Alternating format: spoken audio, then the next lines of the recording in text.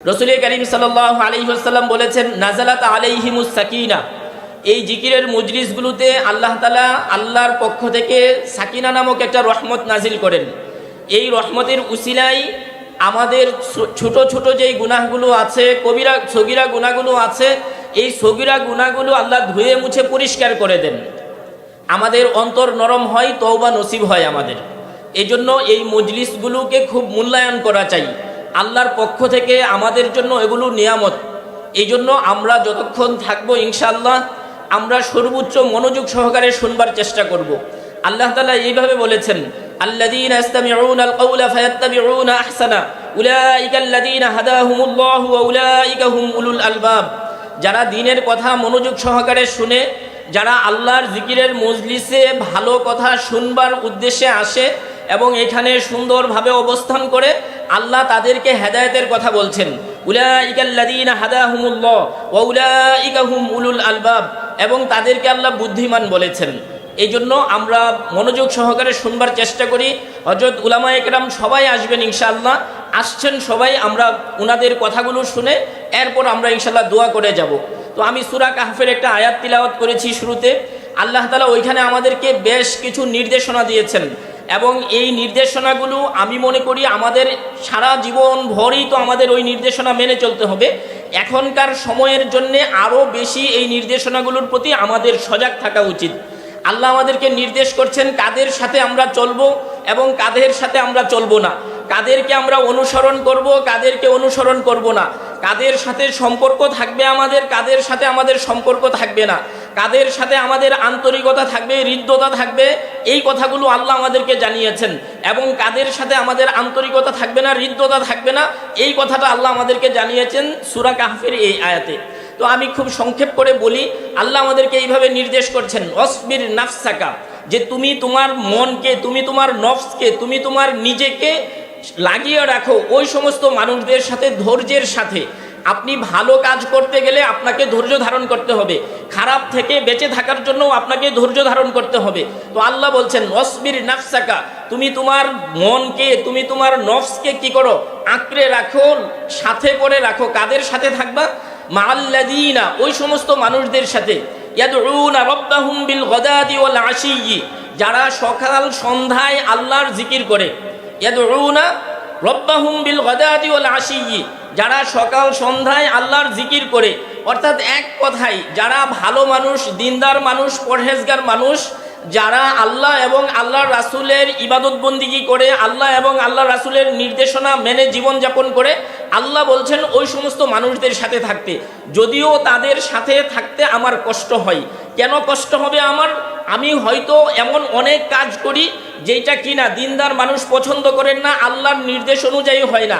তখন আমি যখন তার সাথে চলতে থাকবো, তখন তিনি আমাকে নানানভাবে কি করবেন, এই মন্দ কাজ থেকে বের করে আনবার চেষ্টা করবেন। ওইটা আমার কাছে খারাপ লাগতে পারে, ওইটা আমার অপছন্দ হইতে পারে, আমার কাছে মনে হইতে পারে যে ইসলামের বিধানগুলো ভারী, বা উনার সাথে চলতে থাকলেই আমার যাবতীয় কাজকেই উনি কি করেন, নাকচ করে দেন, এই চিন্তাটা আমার আসতে পারে। এই জন্য আল্লাহ আমাদেরকে বলেছেন, ওয়াসবির, সবর করে, ধৈর্য ধারণ করে। ভালো মানুষ যে পথে চলে, ভালো মানুষ তোমাকে যেভাবে নির্দেশনা দেয়, তুমি এইভাবে কি করো, তোমার জীবনটা যাপন করো, এইভাবে তাদের সাথে মিলেমিশে থাকো। আল্লাহ এই কথাটা আমাদেরকে স্পষ্ট করে বলেছেন। কাদের সাথে ভালো মানুষের আল্লাহ পরিচয় দিয়েছেন, আল্লাযীনা ইয়াদউনা রাব্বাহুম বিল গাদাতি ওয়াল আশিয়্যি, যারা সকাল সন্ধ্যায় আল্লাহর জিকির করে, ইবাদত বন্দিগি করে, যারা নামাজ পড়ে, মিথ্যা বলে না, সুদ খায় না, ঘুষ খায় না, যারা পরশ্রী কাতর না, হিংসা করে না, বিদ্বেষ পোষণ করে না মানুষের প্রতি, এই সমস্ত মানুষের সাথে আল্লাহ আমাকে আপনাকে জীবনযাপন করতে বলেছেন। আল্লাহ এইভাবে বলছেন, ইউরিদুনা ওয়াজহাল্লাহ, যারা আল্লাহকে খুশি করবার জন্যে, আল্লাহর সন্তুষ্টি অর্জন করবার জন্যেই তারা কি করে, ইবাদত বন্দিগি করে। আল্লাহ তাআলা আমাদেরকে আরো বিস্তারিত বলেছেন যে যারা সকাল সন্ধ্যায় জিকির আজকার করে, তাদের সাথে কেন থাকবা তোমরা, তাদের সাথে কেন তোমাদের চলাফেরা করা উচিত।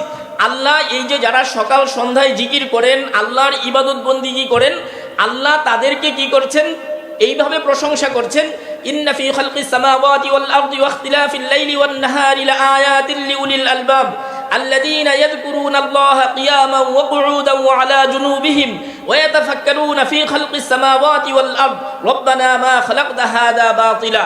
যারা জিকির আজকার করেন, যারা এইভাবে জীবনযাপন করেন, আল্লাহর বিধিবিধানগুলো মেনে চলেন, আল্লাহ তাদের প্রশংসা করছেন।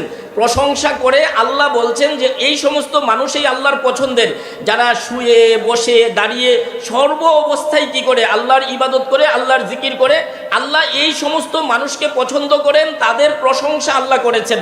এই জন্য আল্লাহ আমাদেরকে নির্দেশ করেছেন ভালো মানুষের সাথে যেন আমি চলি, ভালো মানুষের সাথে যেন আমি থাকি, যারা আল্লাহকে ভালোবাসেন, আল্লাহর রাসূলকে পছন্দ করেন, আল্লাহর রাসূলের সুন্নত অনুসারে জীবনযাপন করেন, আল্লাহর বিধিবিধানগুলো পুঙ্খানুপুঙ্খ মানবার চেষ্টা করেন, আল্লাহ ওই সমস্ত মানুষের সাথে আমাকে থাকতে বলেছেন। এই জন্য আমাদের প্রথম এবং প্রধান যেই দায়িত্বটা, আমাদের জীবনকে পরিশুদ্ধ করবার জন্যে, জান্নাতের পথে অগ্রসর হবার জন্যে, গুনাহ মুক্ত জীবনযাপন করবার জন্যে আমাদের প্রথম যেই কাজটা করা লাগবে, এটা হলো ভালো মানুষের সাহচর্য লাগবে আমাদের। আল্লাহ আমাদেরকে আরও অনেকভাবে কি করেছেন, এই ব্যাপারে উৎসাহিত করেছেন, অনুপ্রাণিত করেছেন। আল্লাহ আমাদেরকে বলছেন ইয়া আইয়ুহাল্লাযীনা আমানুত্তাকুল্লাহ, যে তোমরা কি করো, তাকওয়া অর্জন করো, আল্লাহকে ভয় করো, আল্লাহর বিধিবিধানগুলো পুঙ্খানুপুঙ্খ মানবার চেষ্টা করো। ওয়াকুনু মা'আস সাদিকিন, এবং যারা ভালো মানুষ, নেক মানুষ, পরহেজগার মানুষ, তাদের সাথে থাকো। কেন থাকতে হবে আমাদেরকে? যেন আমরা আমাদের দুনিয়ার জীবনটাকেও সুন্দর কাটাতে পারি, মৃত্যুর পরের জীবনটাও যেন আমাদের সুন্দর হয়। যখন আমি ভালো মানুষের সংস্পর্শে থাকবো, সাহচর্যে থাকবো, তখন আমি মন্দ থেকে বিরত থাকাটা আমার জন্য সহজ হবে। এই জন্য আল্লাহ আমাদেরকে নির্দেশ করেছেন অসবির নাফসাকা মা'আল্লাযীনা ইয়াদউনা রাব্বাহুম বিল গাদাতি ওয়াল আশিয়্যি ইউরিদুনা ওয়াজহা। এরপর আল্লাহ আমাদেরকে বলছেন ওয়ালা তা'দু আইনাকা আনহুম তুরিদু যিনাতাল হায়াতিদ দুনিয়া। তোমরা কি করো না, এই যে নেককার পরহেজগার মানুষের সাথে যখন তুমি চলতে থাকবে, যখন তুমি তোমার লাইফটা তাদের সাথে সংযোগ স্থাপন করবে, অনেক সময় দেখা যাবে যে দুনিয়ার চাকচিক্য তারা এটাকে অপছন্দ করে, দুনিয়ার ভোগবিলাস যেটা, এটা তারা অপছন্দ করে। কেন করে? এটাও আল্লাহ আমাদেরকে কি করেছেন, বলেছেন আমাদেরকে যে দুনিয়াকে প্রাধান্য দিয়ে যদি আমরা জীবনযাপন করি, তাহলে এই দুনিয়াকে আল্লাহ আমাদের সামনে এমন বিক্ষিপ্ত করে দিবেন যে এই দুনিয়া কোনোদিন আমার হয়ে উঠবে না। আর রাসূল কারীম সাল্লাল্লাহু আলাইহি ওয়াসাল্লাম হাদিসে কুদসিতে এইভাবে বলেছেন মান জাআলাল হুমুমা হাম্মান ওয়াহিদান হাম্মা আখিরাতিহি কাফাল্লাহু হাম্মা দুনিয়াহু। যে ব্যক্তি পরকালকে সামনে রেখে জীবনযাপন করবে, পরকালমুখী জীবনযাপন করবে, তার জীবনের প্রতিটা কাজ এই ভাবনা থেকে করবে যে আমি যা করছি এটার হিসেব নিকেশ আল্লাহকে আমাকে দিতে হবে, পরকালে আল্লাহ আমাকে পাকড়াও করবেন, ধরবেন।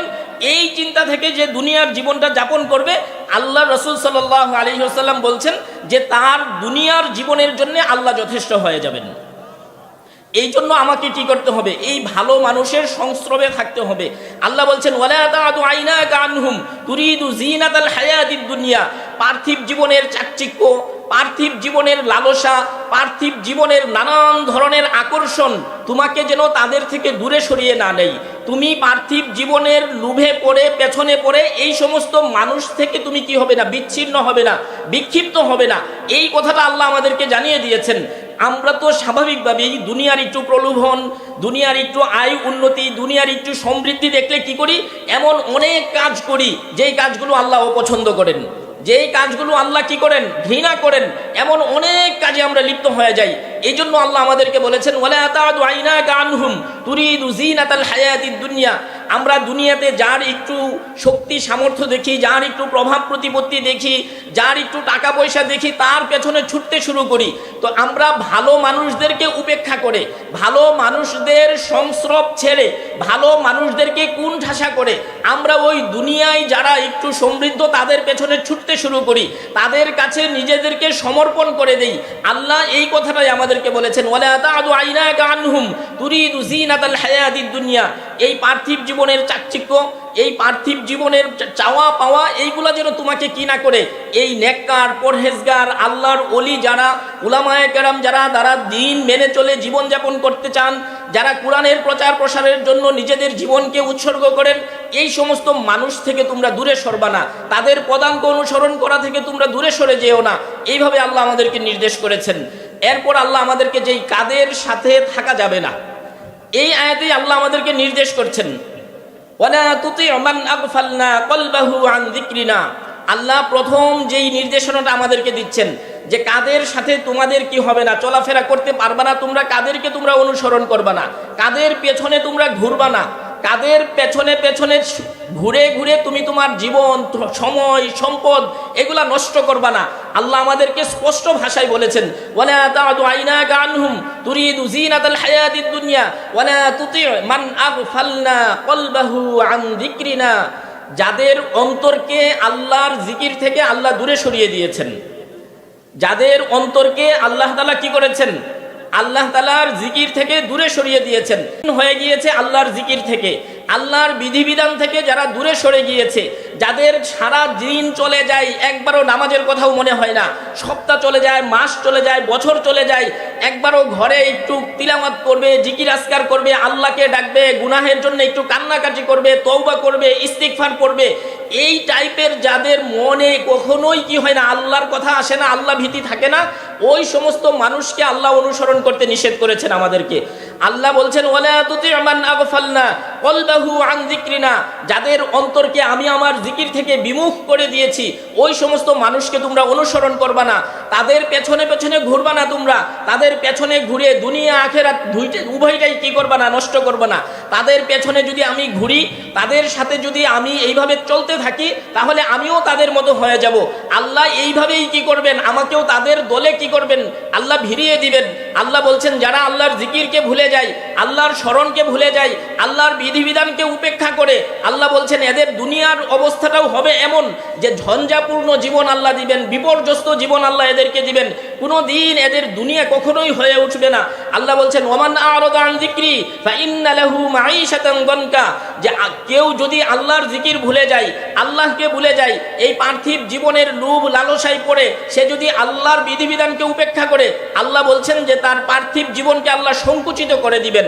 আল্লাহ তার পার্থিব জীবনকে, এই দুনিয়ার জীবনকে, তাকে দেখবেন যে সম্পদ আছে, কিন্তু এই সম্পদ তার জন্য উপকারে আসছে না কোনো। তাকে দেখবেন বিল্ডিং আছে, কিন্তু এই বিল্ডিংয়ে সে শান্তিতে ঘুমাইতে পারে না। সে টাকা দিয়ে হয়তো ওষুধ কিনতে পারে, কিন্তু টাকা দিয়ে কোনোদিন ঘুম কিনতে পারবে না। সে টাকা দিয়ে এসি কিনতে পারবে, কিন্তু তার অন্তর কোনোদিন প্রশান্ত হবে না। শরীর ঠান্ডা হবে, কিন্তু মন কোনোদিন কি হবে না, ঠান্ডা হবে না। আল্লাহ এইভাবে জীবনকে কি করবেন, সংকুচিত করে দিবেন, এইভাবে সংকীর্ণ করে দিবেন আল্লাহ তাআলা, যখন মানুষ আল্লাহর জিকিরকে ভুলে যায়। আর এটা তো দুনিয়ার শাস্তি।